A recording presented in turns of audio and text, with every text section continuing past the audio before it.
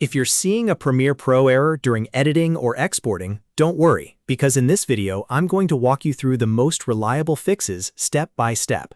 This is especially helpful if your timeline keeps crashing at the same timecode, if playback stutters, or if your export fails for no clear reason. The good news is that most Premiere Pro errors can be fixed without reinstalling the entire app. If this tutorial helps, be sure to hit the like button and subscribe for more quick editing fixes and Premiere Pro tutorials.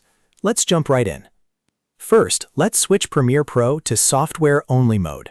This is one of the best ways to test whether the issue is being caused by your GPU or graphics acceleration. To do that, go up to File, then choose Project Settings, and then click General. In the Renderer section, change it from GPU acceleration to Mercury Playback Engine software only. This forces Premiere Pro to process everything through software instead of the graphics card. It can be a little slower, but it's often much more stable when you're dealing with stubborn timeline errors or export problems. After switching it, try playing back your sequence again and see if the error is gone. If the error happens at one exact moment in the timeline, the next thing to try is nesting the problematic clips. Find the section where the error appears, then select the clips at that location. Right-click on the selected clips and choose Nest. This creates a nested sequence, which can help Premiere Pro handle complex media, effects, or conflicting edits more cleanly. In many cases, a corrupted stack of cuts, transitions, or layered clips can cause playback or export issues, and nesting gives Premiere a simpler version to process. Once nested, play through that area again and check whether the error has disappeared. If nesting doesn't solve it, the next fix is to render the problem area in and out. Move to the timeline and mark in and out points around the section where the error is happening. Then go to Sequence and choose Render In to Out. This tells Premiere Pro to pre-render that portion of the sequence, so it doesn't have to calculate everything live during playback. It's especially useful for heavy sections with multiple effects, motion graphics, or high-resolution footage. After the render completes, test the sequence again and see if the issue is fixed. Another very common cause of Premiere Pro errors is third-party effects or adjustment layers.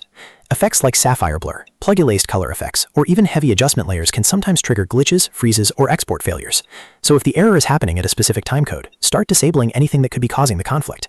Turn off third-party effects one by one, or temporarily remove the adjustment layer at that section, then test the timeline again. If the error stops, you've found the source of the problem. From there, you can replace the effect, update the plugin, or rebuild that section in a clean way. If you're still getting the error during export, try using Adobe Media Encoder instead of exporting directly from Premiere Pro. To do that, go to File, then Export, and choose Send to Adobe Media Encoder. This sends your sequence to Media Encoder, which can often handle exports more reliably than the direct Premiere export process. It also gives Premiere Pro a break, which is helpful if the program is struggling with the project while exporting. In many cases, switching to Media Encoder is enough to get a completed export when direct export keeps failing. Now let's clear the media cache, because this is another fix that solves a lot of mysterious Premiere Pro errors. Over time, preview files and cache data can become corrupted or overloaded, and that can interfere with playback or exporting. Open your Premiere Pro preferences or media cache settings, then delete preview files and clean the media cache. If you see options to remove unused cache files, that's also a good idea. Once the cache is cleared, restart Premiere Pro and reopen your project. This forces the software to build fresh cache data, which often removes file conflicts and resolves hidden errors.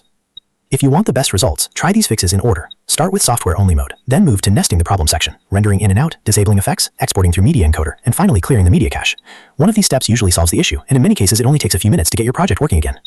So that's how to fix a Premiere Pro error using simple troubleshooting steps that actually work. If this video helped you, please remember to like and subscribe, because it really helps the channel and keeps you updated with more editing tips, export fixes, and Premiere Pro walkthroughs. Thanks for watching, and I'll see you in the next one.